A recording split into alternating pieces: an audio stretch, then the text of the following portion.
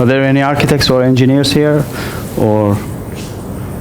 Construction, quantity survey. All right, QA. I see. You guys? Civil. Okay, civil engineering is good. My company implements systems for Systems. monitoring of their infrastructure. Okay. But more civil engineering. More civil engineering. I see. I graduated from computer science, but actually I work as a communication teacher. Okay, this is good. Good combination, I think. Yes, you can. You want to turn the lights off? Yeah, please. Yeah. Yeah, that's better. Yeah, I think this is good. Good combination, because I am going to touch on lots of things that relates back to monitoring, maintenance, so technology, IT, everything is coming into it. So we chose the topic, importance of monitoring and controls in buildings, really, and trying to attain the sustainability, which is the hot topic. But I'm not sure, or was a hot topic. I may be able to say like that, because I think things are still steady with the sustainability, higher in the agenda, but not necessarily perhaps like, let's say 5 years back, it was more priority. And again, depending on the territory, depending on the country you are, the continent you are, this may, let's say, 5 years behind or something like that, so it's all catching up.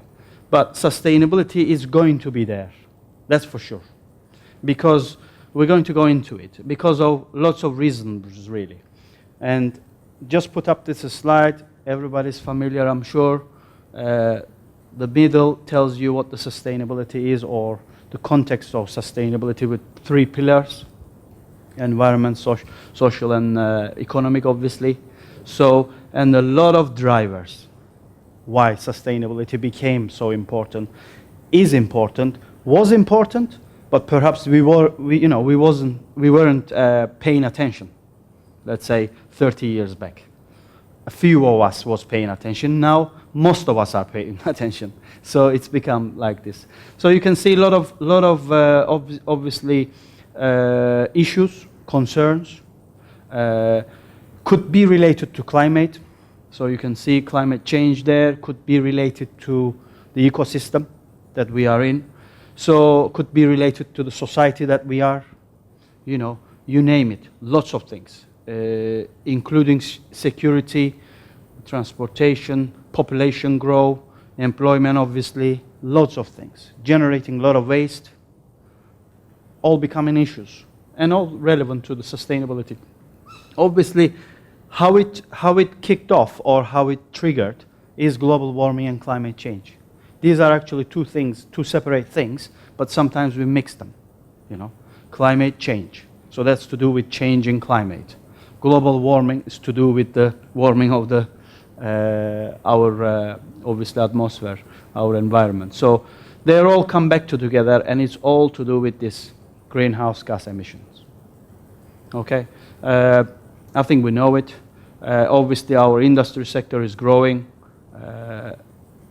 More and more transportation. As actually transportation has taken over. Built environment, transportation now is higher percentage when it comes to the contribution. This is sort of the standard definition. So really the highlight is this: meeting the needs of the present without compromising the future generations. It's easy to say it, I can just say it like this, it's easy. But when you actually try to dig more, what it means, it's not necessarily that straightforward.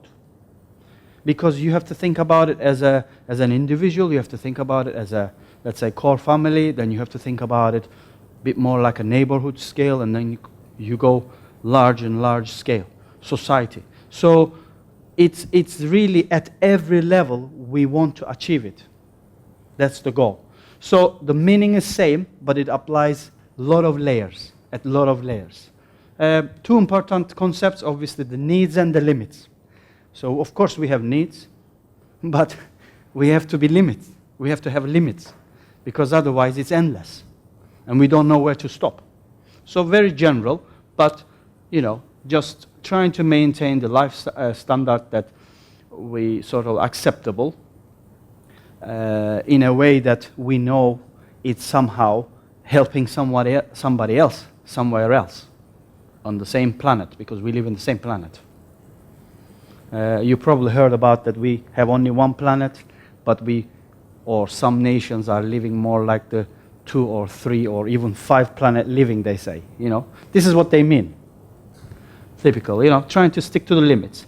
Our ecosystem is this, obviously, without going into too much detail, but what it means is energy is all around us. And without energy, we can't really produce anything. So it's all about input, energy input, and whatever comes out of it that comes to our ecosystem, that we benefit from it, we gain from it, and obviously it goes back into. So it goes back into the nature, and how it obviously goes in back. That's another thing, isn't it? It's like using and throwing. That goes back to the system, but they will damage. It will have some consequences.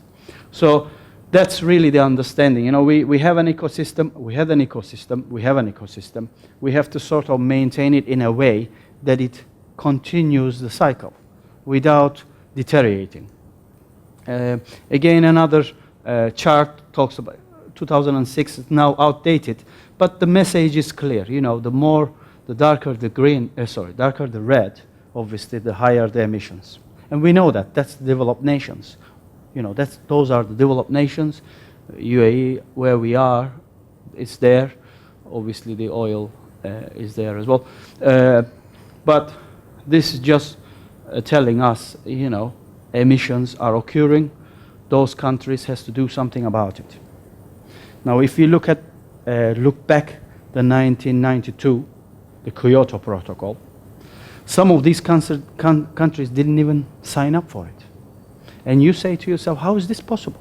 If you're the biggest producer, you should have been there.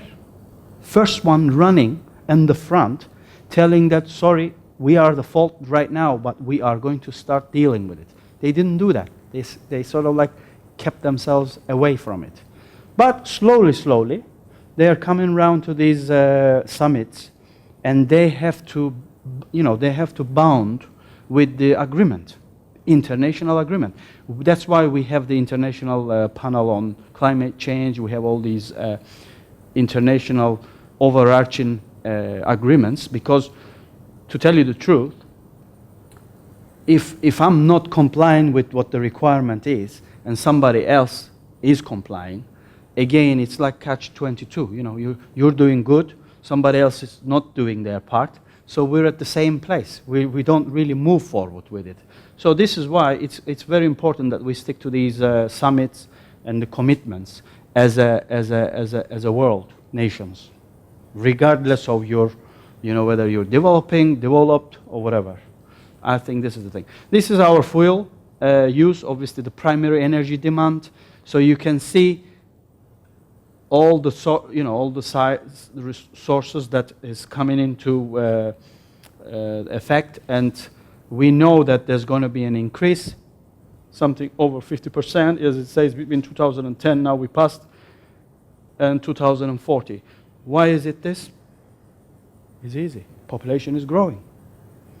We are actually becoming more demanding in our day-to-day lives. Our lifestyles are, getting more intensively energy intense. Yeah. So these are the reasons. So you can look at where renewables are. So luckily we discovered renewables, which can help us try to mitigate that intense energy use. So that is coming into effect, but still not at the level to really match it. Why? Because it is a free energy, and when it is free, you are depending on the location, the geographical location, obviously, and the climate. You're all dependent on the surroundings. Nuclear power. That's why sometimes you hear the countries all of a sudden drop the nuclear, ambition to set up a nuclear station. But sometimes they immediately there to say, no, we're going nuclear. Why do you think that is the case? Because it's the fastest way to get you the energy. The fastest way. Simple as that. That's fusion energy. That's the fastest way to get you energy. Of course, it's the most dangerous one. But when you are in need, regardless of how dangerous it is, you will take it. You know, playing with fire. Some will get burned down, some would continue but one day it will happen. So look at the disasters, what happened, the latest, the Japan one. So the country's policy, the society's policy, the society's attitude changed against nuclear. Immediately, you heard Germany stop nuclear. They want to go all solar, wind and solar. And they increased their, supply from that. So it's about really setting strategies and looking at ahead. Why ahead? Coming back to the definition of the sustainability. We have to really think about the future generations. That's what it means. We can continue living, and our lifespan might be sort of like, let's say, 50 to 80 years. But the thing that we have to think far ahead. We have to think about this energy source, primary energy source, far ahead. So I think nuclear is there, but renewables are coming in. What else can be done? Obviously, we have to look at the facts. The scientific facts that says that basically, the world built environment, round about 40. It's just past 40 now, 40%. So that's really the energy consumption by buildings, by our buildings, or the built environment. And transportation, as I was saying earlier on, it is there. Some countries you'll have transportation percentage is higher than the buildings. Bigger nations usually, especially bigger nations where there is a lot of commute, you will find this. So when we think about a building life cycle, since buildings are consuming the biggest energy, we think about obviously the design and the build, which usually the small portion of the energy. If the building is there for 100 years, obviously it's being operated. So that's why it can be anything between 50 to 80% that can, consume. That's why we think about life cycle nowadays. The embodied energy, really the hidden energy that we don't notice, we don't know of. We just look at the physical building that's standing in front of us. And we basically enter in and start using it, and that's it. Next 50 years it's there. It's been, inherited by our children, let's say. You have another 40 odd years that continues. Of course, there will be a repair, refurbishment process, but that is still the operation and the maintenance and renovate, revitalize, etc. So that will be there. So we talk about life cycle, and we have to somehow have a life cycle mindset for every individual. We still, obviously, we are teaching this in the universities. We're hoping that all universities embed this into the courses, because life cycle thinking is not just using a product, for example, or going and basically buying it from taking it from a shelf and going and paying for it and then going and using it. It's beyond that. Where is it coming from? We have to think about it. Try to trace it back to where it's originated, how it was harnessed. Are these all sustainably done or not? So obviously, we may not feel responsible to ask the question, but I think we are becoming more like that. And if society is somehow puts this pressure, then everyone will. If you name and shame, if you see your neighbor throwing garbage constantly, rather than putting it in the right colored bin, let's say, you have to do something about it. because we are all in the same boat.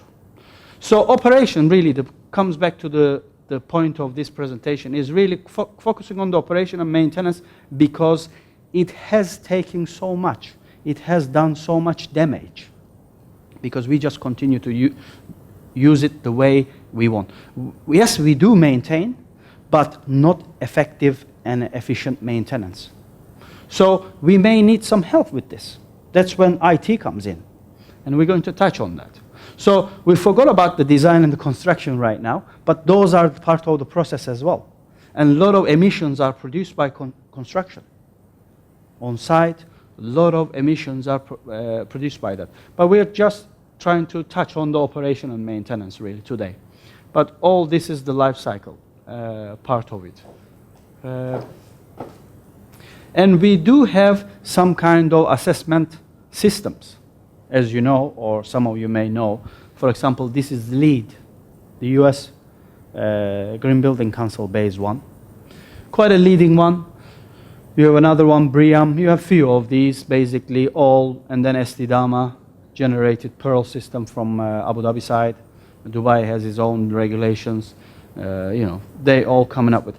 They are trying to address these things. So they have basically different categories depending on the percentage. And you can still see that the energy is a big chunk, big portion of this responsibility when it comes to assessment.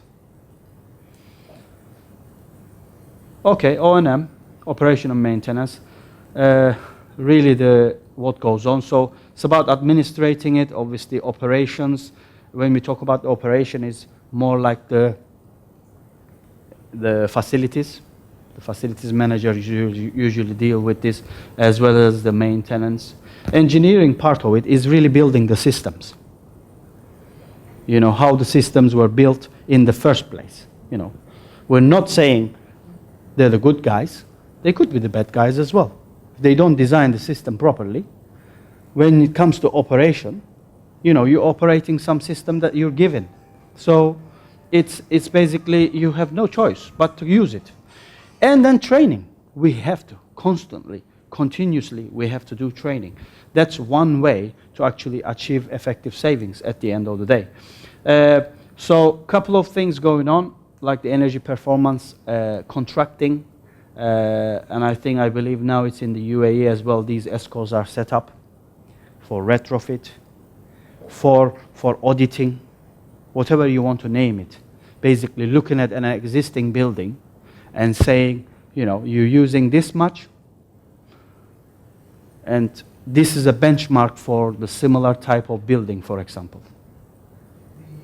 The EPC form of building projects, which we have quite a bit of researching about.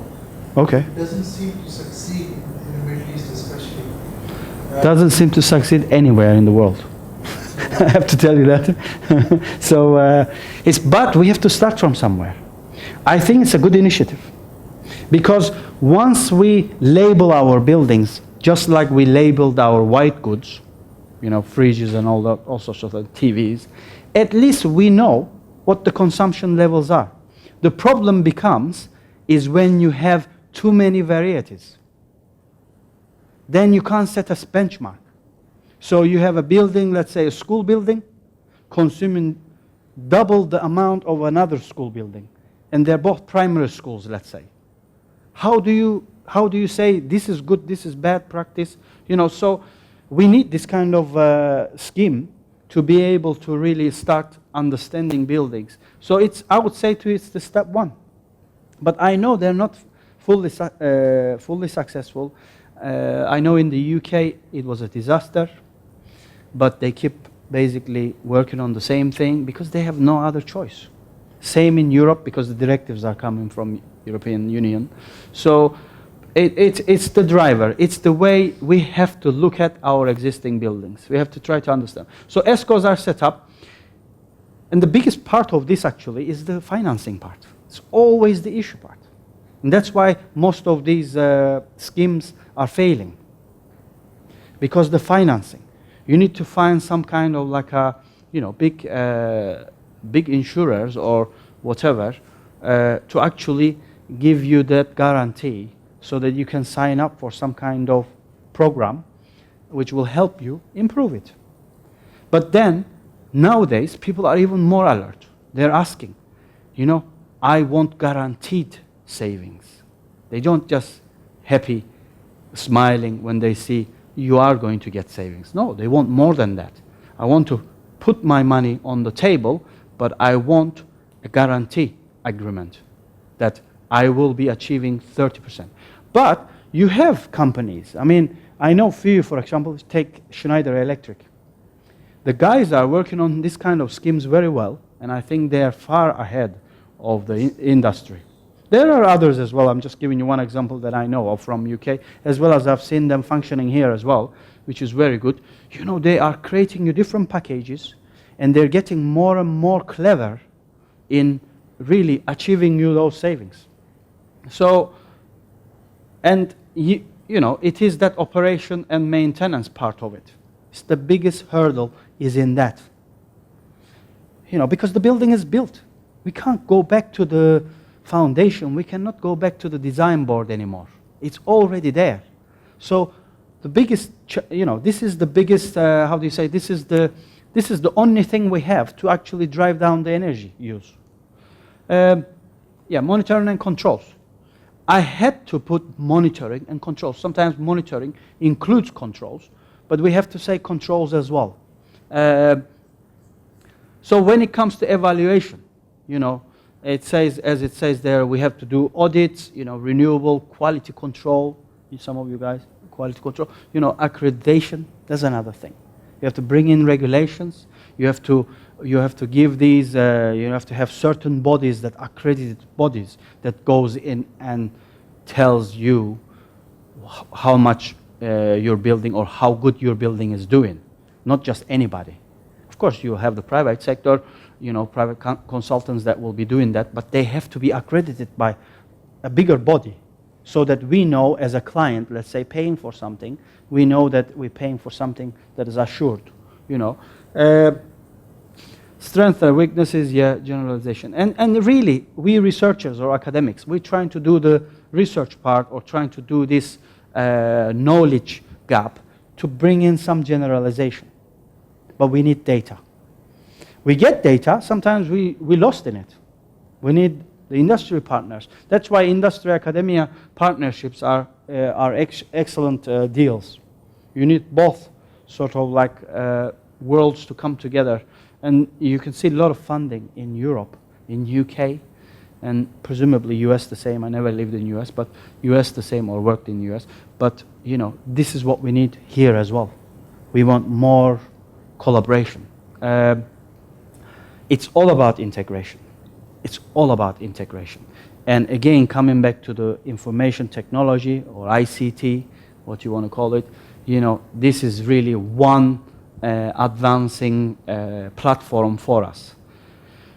So facilities managers, you know, the buildings used to have energy managers, or buildings used to have facilities managers. And they were really the what do you call it, the brain. You know, anything goes wrong, that's it. You ask that guy.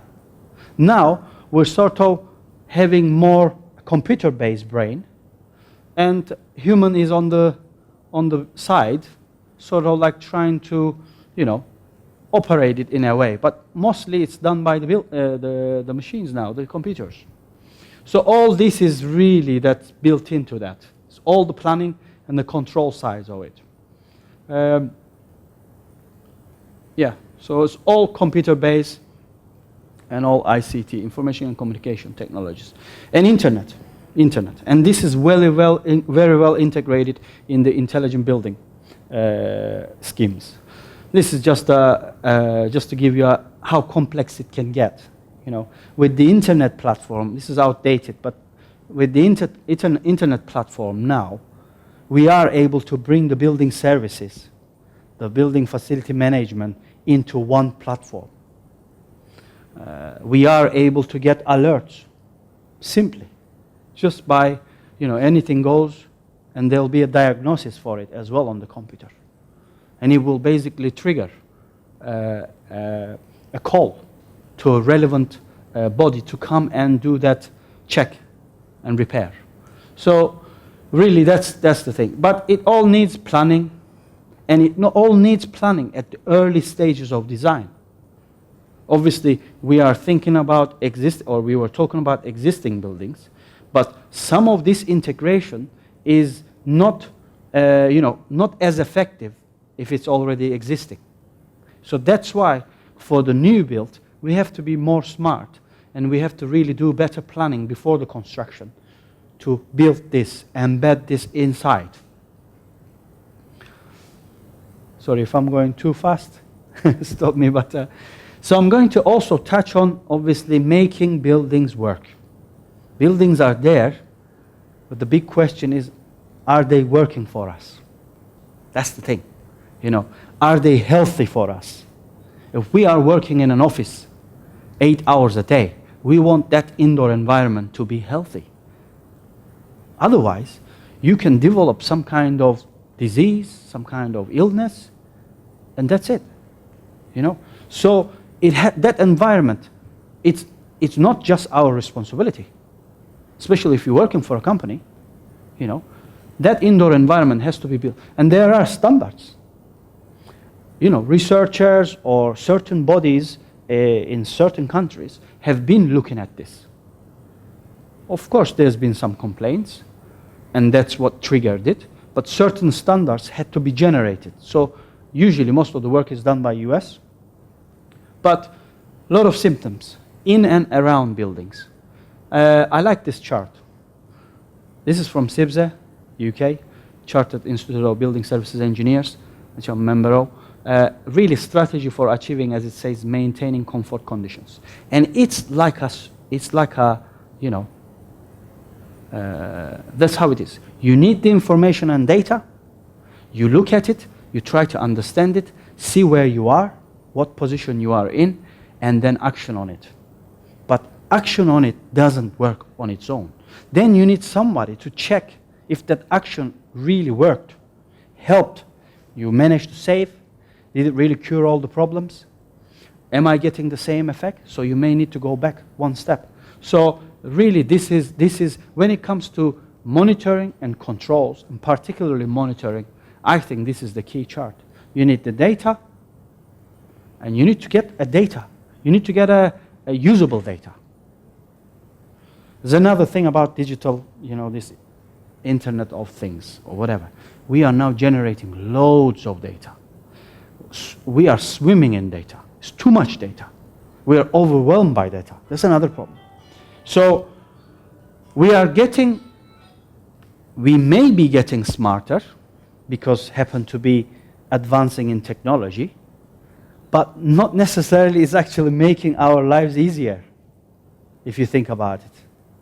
We may do certain actions very quickly, and before we used to do it, let's say, within a couple of days. Now we do it a click of a button, seconds. But the thing is, it's all about how we're going to use it.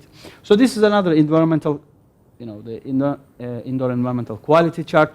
All this is part of this. It's a very complex. There are standards that work with it. You have standards just focuses on indoor air quality, depending on the building type as well. Look at all these aspects that needs to be investigated. You don't know what the problem is in a building. Some expert has to come in and look at it. And it not just coming in and look at it. It will take time. You have to do a post-occupancy evaluation.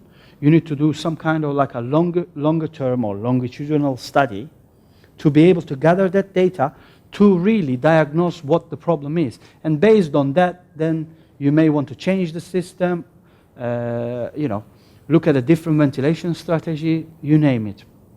So it is a complex world, but look at this part of the world. We're mostly indoors until the weather outside gets better. So you're always in a conditioned environment.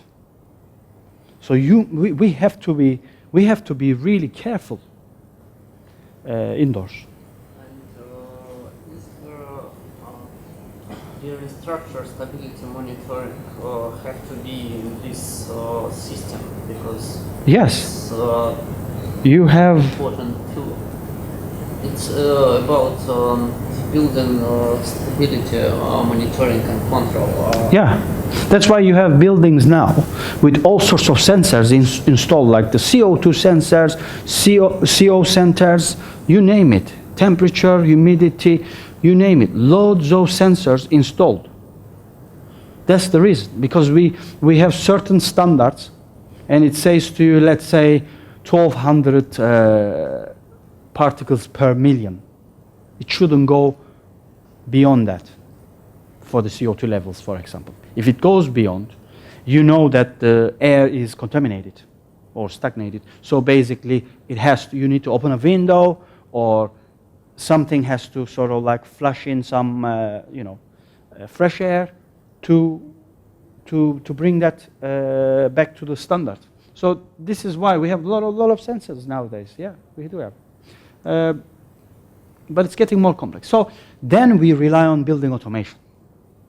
I'm sure you heard about building automation, which for me, building automation is controls and monitoring comes together on one platform with the use of IT, with the use of ICT, let's say. So we just as human beings now, or as the control engineers or facilities managers, whatever you want to call it, we have to monitor. We have to monitor the system is operating this properly. All these building services are part of it. It's not just the building services. We have to think about the fire, the security, the surveillance, the lifts are in it. Everything's in it nowadays. So this is more automation. Market requirements. I think in terms of market requirements, again, I have to say that without regulations, we can't do much.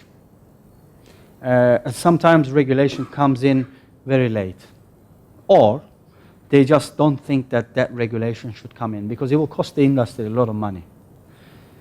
It will cost the government a lot of money, because you need to train up the people. You need to upskill the people. So it will cost. It takes time. So all these things, basically, this soft landings is just the name that used for UK society, for example. Soft landing was generated by UK government consultants, and it's to really get commissioning mandatory. Do you have mandatory commissioning? Like once the building is handed over, finish the building, hand it over back to the owner, and that's it. Off you go. As a designer, you're not responsible anymore. Engineer, whatever, you're not responsible anymore. Something goes wrong, okay, you may have like a short-term contract that binds you to call someone to go back and fix it, but for a short term, not longer term. And when I say short term sometimes certain diagnoses are not there. So after that contract is over, you have to do recommissioning.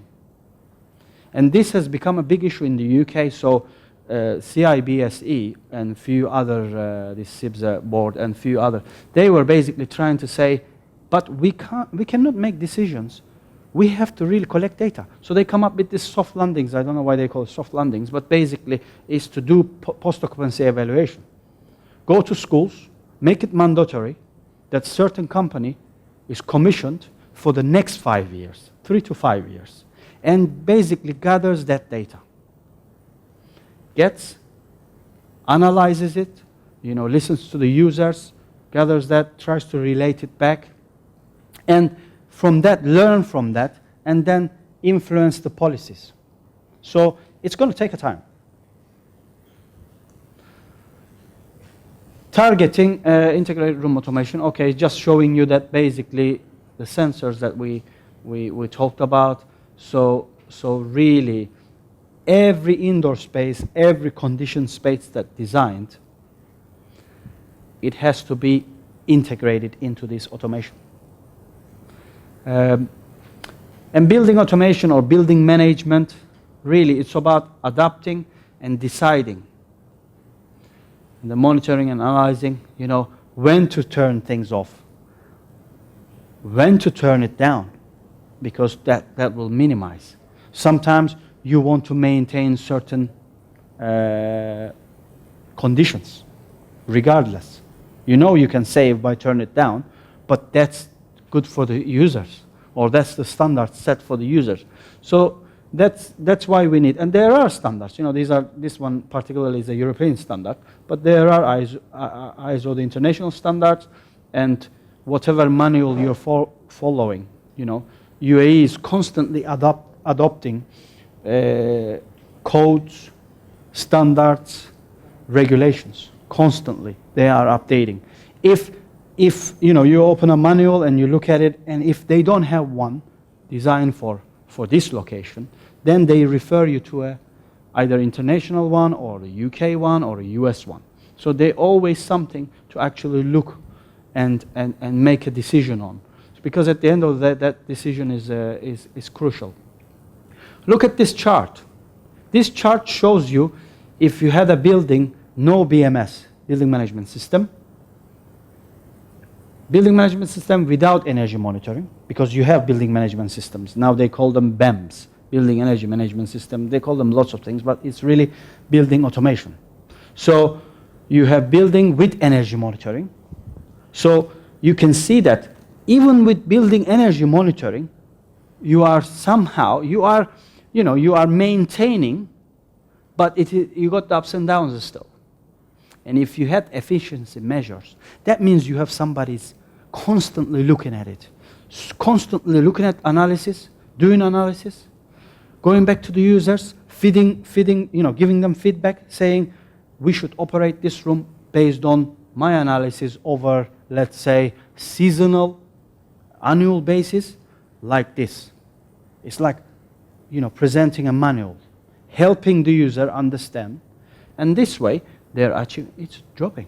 And this is where we want to get to.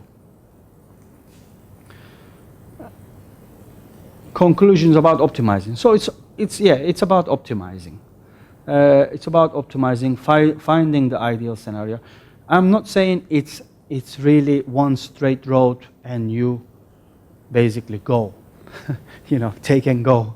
It's not that, because you have buildings, the function changes. Users, you know, sometimes is underoccupied, sometimes is overoccupied. So you don't know. But that's why we want some kind of feedback so that we can optimize. And I cannot go without telling you greenwashing. I know some doesn't like it, but we have to talk about greenwashing. This greenwashing is everywhere. In design, in products, you know, in the products you buy. It's basically deliberately telling you lies, trying to mislead you. Buy my product. It's green. It's coming from sustainable sources. Is there a label on it? Where's this label from? You have to have some kind of authority that stamps it and says, this product is good for the environment. So this is why we need regulations. We need standards, codes, and regulations. So we don't want to be misled, really. We want to, you know, of course it has to be cost effective. You know, I'm not saying to you the solution that they are offering you. We must go for it. At the end of the day, it's all cost driven.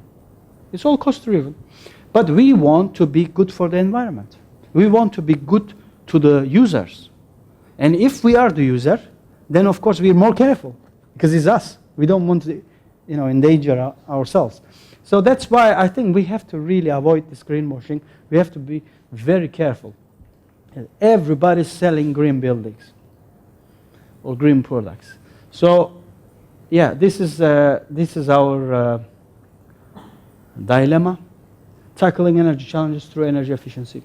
Energy efficiency solutions. Sometimes it's easy. You know, they say low-hanging fruit. It's obvious. You just do these 10 steps, and you can already achieve 30% reduction. But sometimes it's beyond that. And if you're taking it seriously, I think you have to do monitoring. You need to get that data, get someone to look at it if you're not interested or if you're not, let's say, skilled enough. Get someone to look at it to give you some advice if you really want to save energy. And as it says, the most sustainable energy is the saved energy. That's a nice one. It is true. We bound to use energy. Anything we do, we have to use energy. But it's all about saving energy, really, rather than using more of it or wastage of it. So services, and that's our challenges, okay. Holistic thinking, I don't know. Holistic thinking is going back to the sustainability. You know, if I'm giving these kind of lectures, let's say last 15 years. Sometimes myself, you know, I don't want to tell you things that I don't believe in. So I want to believe myself, and then I want to say it. Because otherwise I'm doing greenwashing, if you think about it. So what I want to say to you is, you know, of course it has to be feasible. But holistic thinking is a bit more future thinking. It's really the thinking. It's all about sharing, caring. Individual, you know, as a unit, society, you name it, going. And I don't think this world is, I don't think we're there yet. I don't think we're there yet.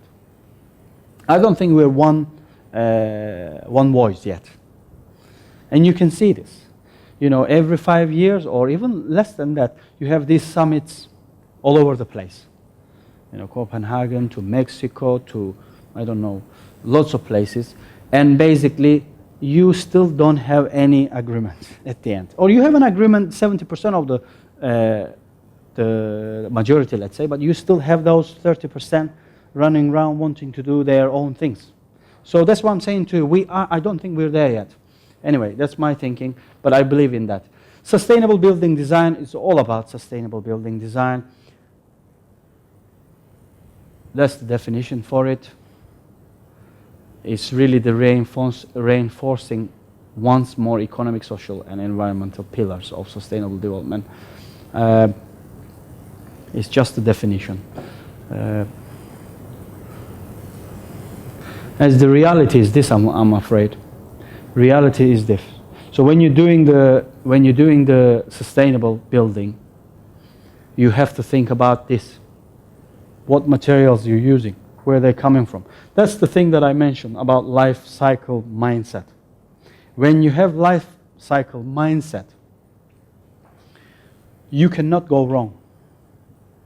It'll be costly, but you are really at it. You know, you are thinking about it. You're serious about it. Because you're thinking about the indoor environment that's going to be there. You're thinking about the building fabric. You're thinking about lots of things. You're thinking about sustainability. Are we doing this? Is this in real practice today? As much as they could. And I'm not blaming anyone. Life is difficult, for sure. But we are more equipped today. We are definitely more equipped today, especially with the ICT. And that's what we're going to touch now, the smart monitoring and controls, which can really combine the building science knowledge with all these energy strategies. So all this can be embedded. You have all sorts of algorithms, you know, going into this brain, you know, but we need to know how to use it. That's the thing. So we need to training and education. All this has to come. It's all about high performance building. As I said, tools exist. They're all over the place. Believe me, they talk the same language. Even though their name is different, they want to talk the same language to us. Why there are so many of them? Well, they can justify one by one themselves.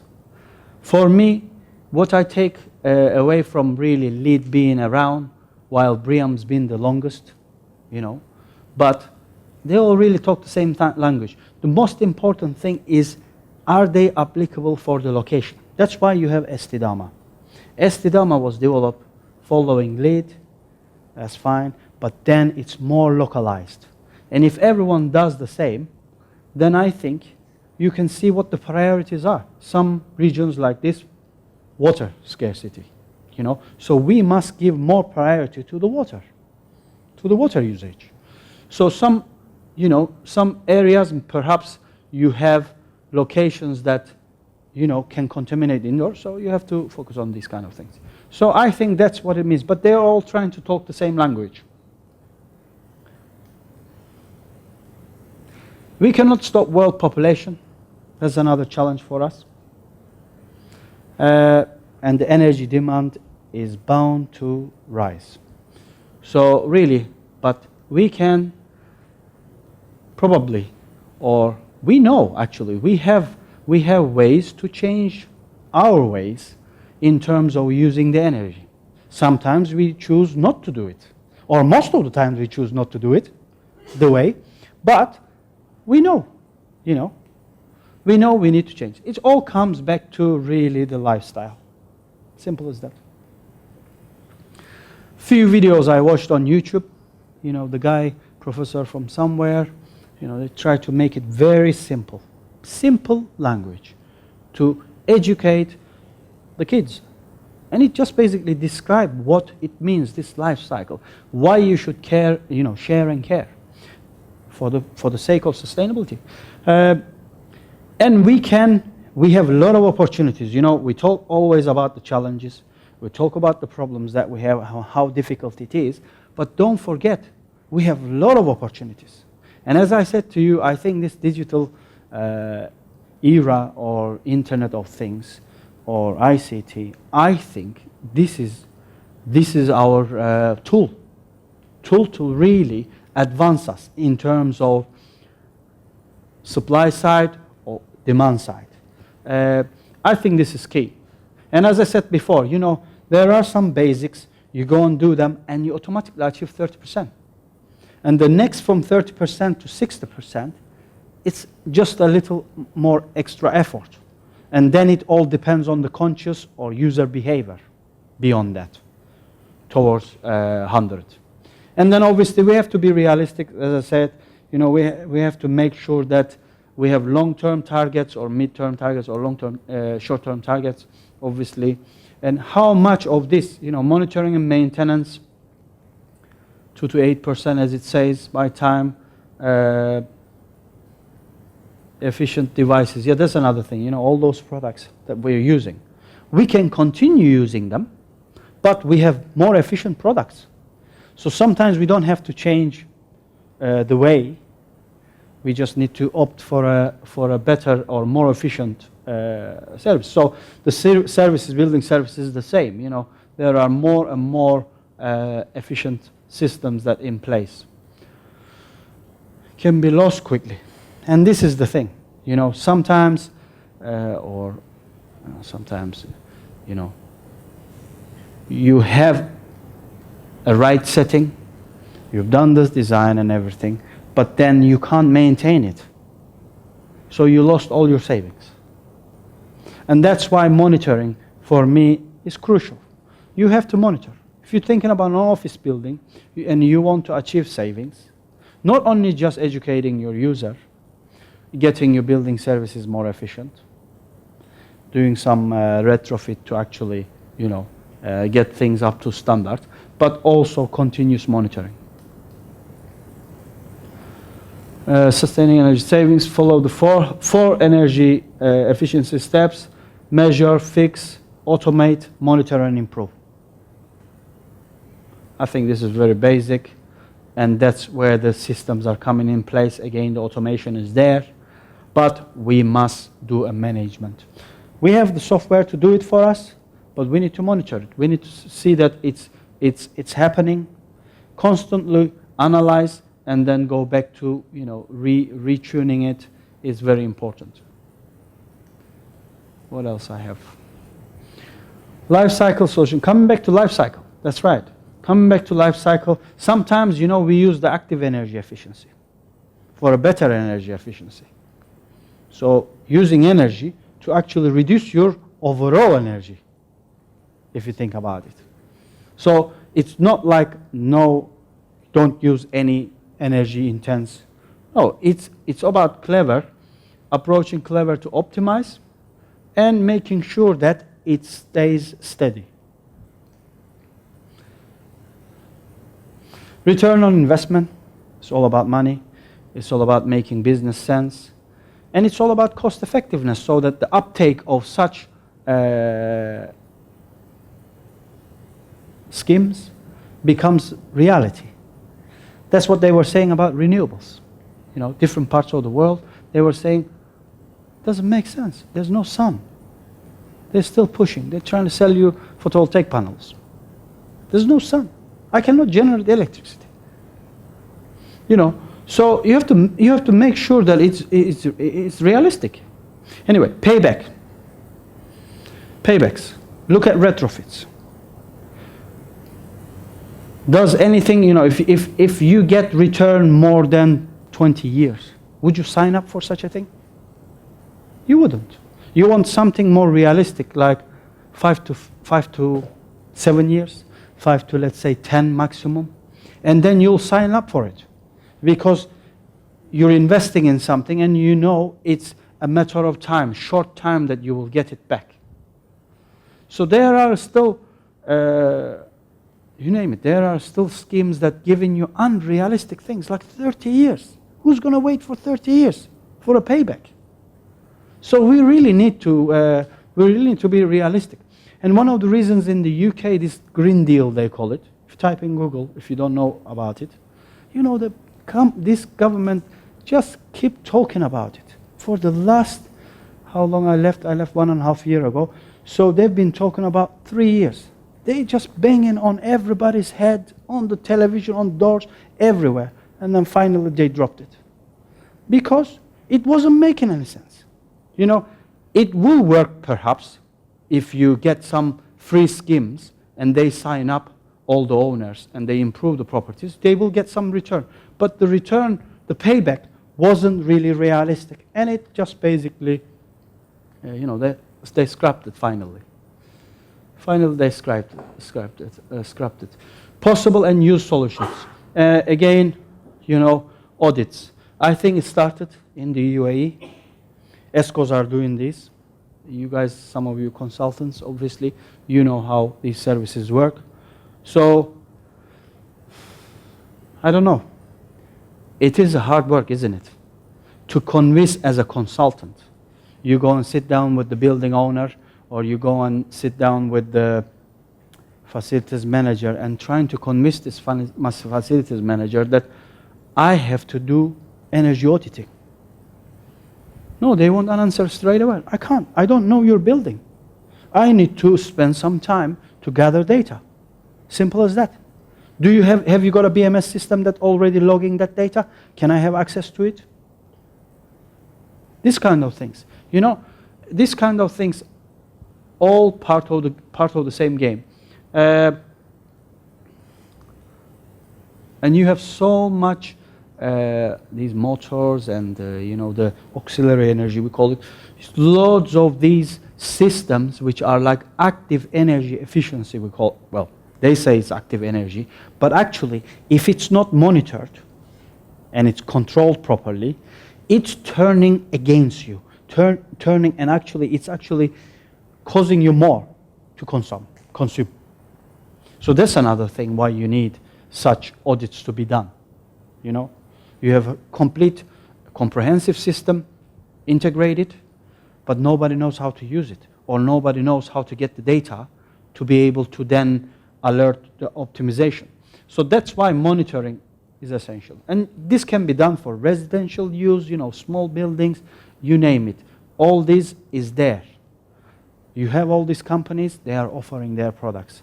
They have certain guarantees, and they follow certain standards. We have to ask the right questions. You know, it can go to infrastructure, to industry. And this can be, you know, this is beyond our concern. This is for governments to think about. You know, the infrastructure, their industry, they have to think about it. So, really for significant and sustainable savings, you know, energy managers, energy experts, we need them. Green partners. Why green partners? That's what I'm saying to you about the greenwashing thing. That's to eliminate. Eliminate that, make sure that we are using environmentally friendly products. And we know that they are accredited and they're reliable sources. Solution for home, businesses, this is the approach. Hopefully these ESCOs will do the job. It's a new industry, isn't it, being set up? Although it's sort of like administrated or regulated by government, you know, so you can't just become one, you know. This is the same in everywhere, believe me.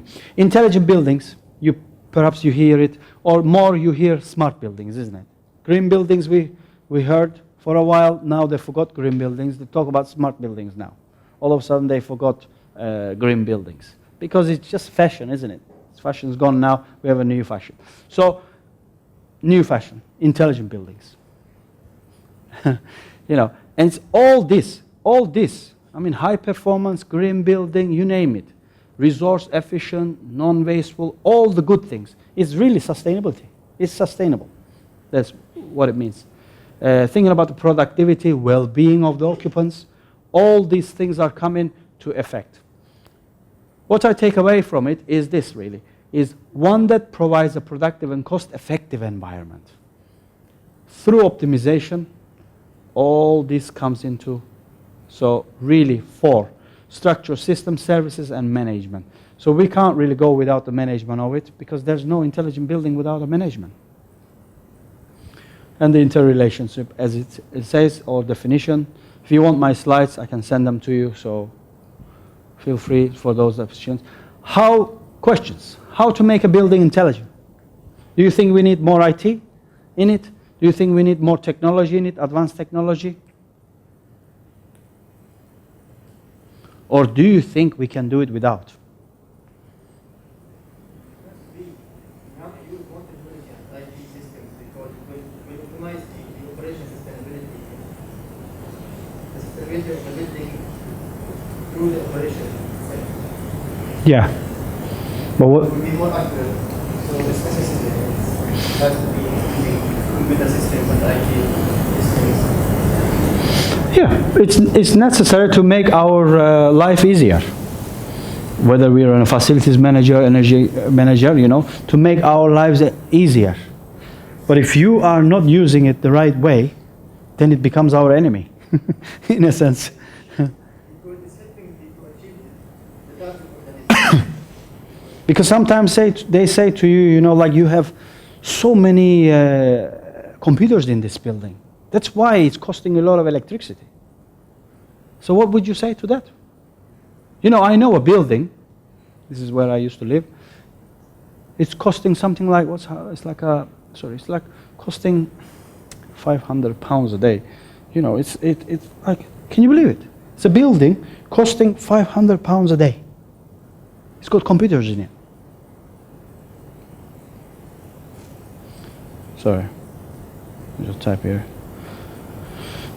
500,000. That's it. 2 million. No, almost 3 million AD.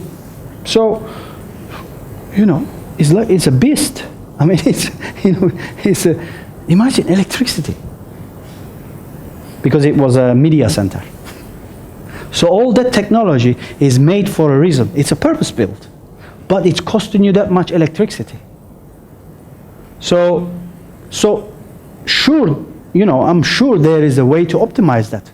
Half it, you know. So that's why. But I am still not saying yes or no to these. I think we need it as a tool, but we need to be smart in the way we use it. So as if we didn't have it, you know, the building is still intelligent enough on its own, passively or actively. Anyway, that's something to think about. Integration, coming back to integration, and usually, you know, I give a talk about the intelligent building design sometimes, and I talk about this controls and monitoring, and I say integration of this is important. You know, like, for example, something you have, you know, these thermostats.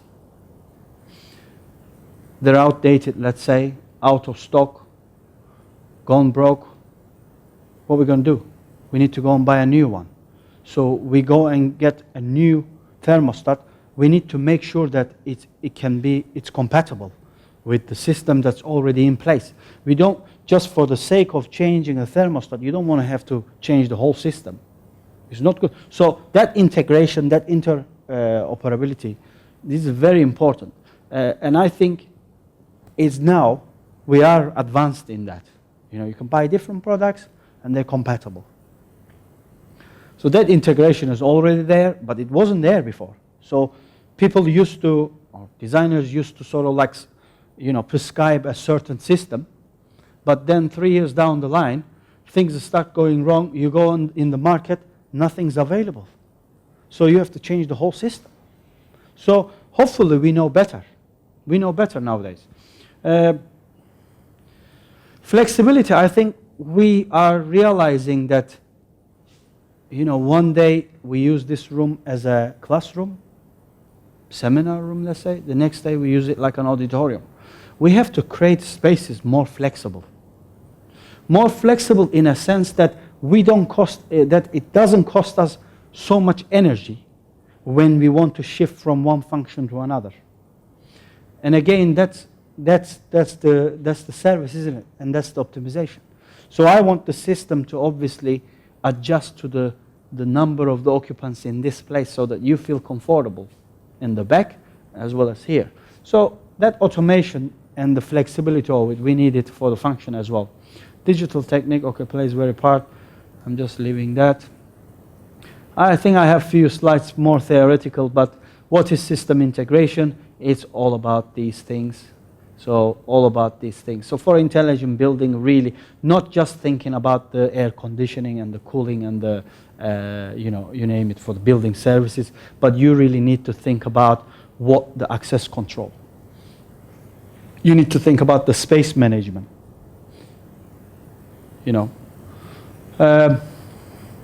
8 o'clock now. And few other things. So I just put also, we don't emphasize on user as much. But believe me, it's the people that use energy, not the buildings. So all that talk that I made now is just down the drain. It's the user. So if we really change the user, then we solve the puzzle. But we need both. So, and we all are different. So, you may like it in 20 Celsius, I may like it 24 Celsius. How are we going to compromise? Especially if you work in an open plan office. That's why open plan offices are the nightmare places. So it is really how we can use that intelligence, that intelligent building or the building automation to really get that compromises in a space when it's used by loads of different users. And we have the human side, our wisdom obviously, and we have the artificial intelligence that we are creating. At the end of the day, like these, as I said to you, loads of algorithm that goes behind these settings. Somebody generates those algorithms and hoping that it somehow fulfills the human side, and that's where I'm going to leave it. And sorry I'm a bit late, but I hope you enjoyed the talk, and thank you very much. And feel free to ask any questions or comments, or you want to discuss something. I'm happy to stay. Tell me. One general comment. Sure. Now, sustainability, the green building, more than it has to be, like it has become a business now. It's a general comment, but deeper into it, we have seen in every email, please print it only if it is necessary.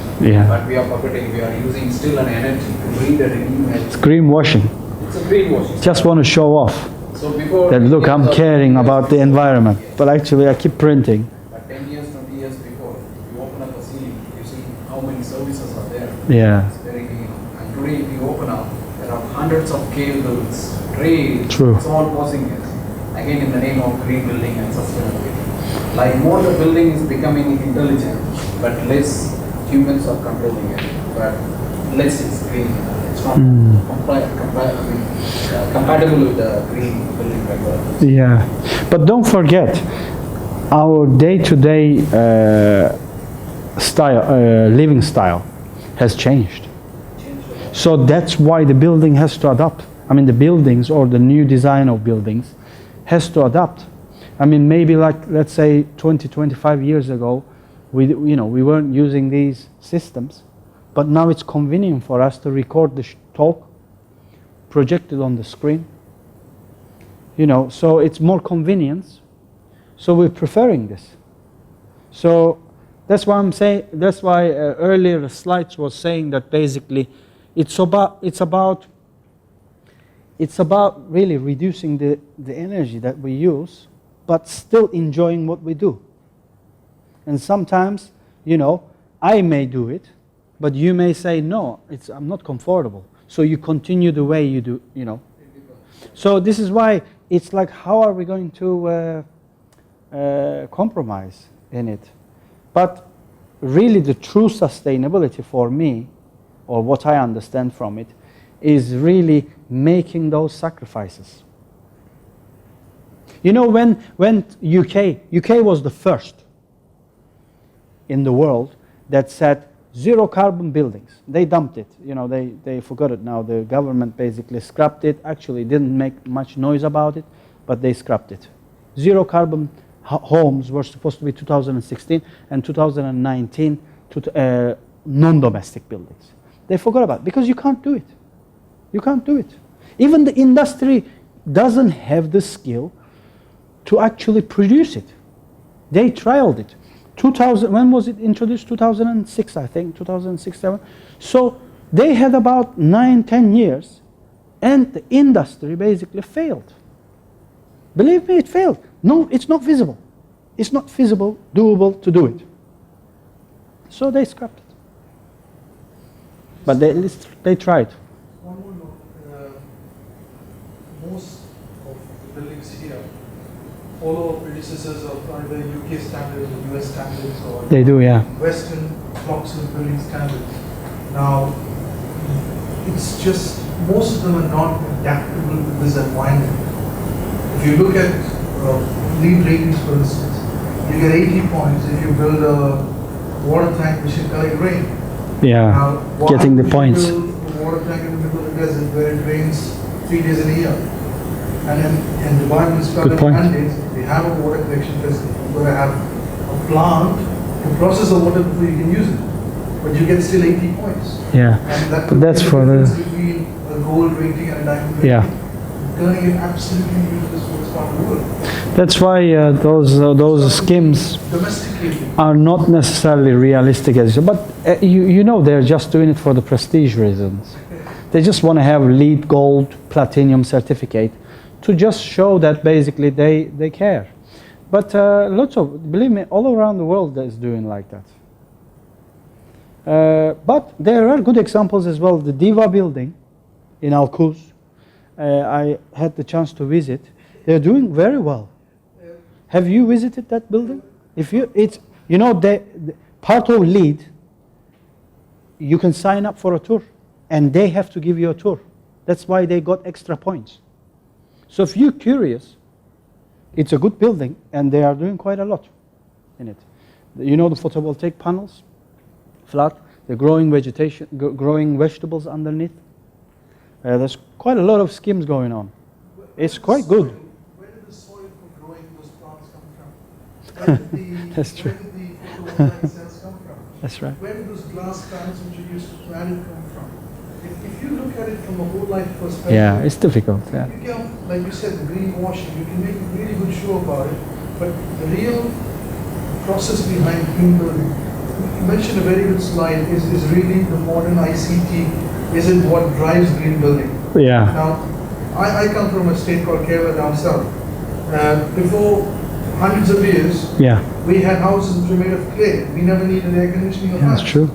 And then we have the Taj Mahal in Agra, which never requires air conditioning, even in peak summer, because they've designed it in such a way. Yeah. The wind blows, the water is there right across it, cools down the whole facility even without air conditioning. We're so much accustomed to having technology we believe that technology is what makes our life comfortable. We've forgotten the basics of what makes life move. That's true. That's where sustainability fails. Yeah, it fails, or in a sense, not fails, but maybe we just basically waste time in getting there. It's just wasting time. But there are strategies that are more effective than what you're saying. Yeah, but I think, yeah, I mean, but I see the ICT as a big advancement. You know, it may be more energy intense, but as we were saying in some of, the earlier slides, without using energy, you can't really save energy. You have to use energy to save energy. It's about really deciding on that limit. Deciding on that limit so that you know that you're doing good for the environment. And I don't think that limit has been agreed upon. That's the thing. So here may be different, somewhere else will be that. It's a matter of like universally agreeing on that. And yeah, it's complex because the development. I mean, you have developed countries already past that stage, so you can't expect the developing countries to jump, And that's the problem. They say to you, hold up a second, I'm still on step 2. To go to step 12, I have a lot of steps to go through. You may be on 12 and you want me to jump to 12. Well, I cannot do that. It's by time I learn it, So this is the thing. And I don't know who has the solution, but we must have it. It's a start. Okay, that's a good discussion, yeah. Thanks. All okay? Okay, thank you very much, yeah. Thank you. Have a good evening.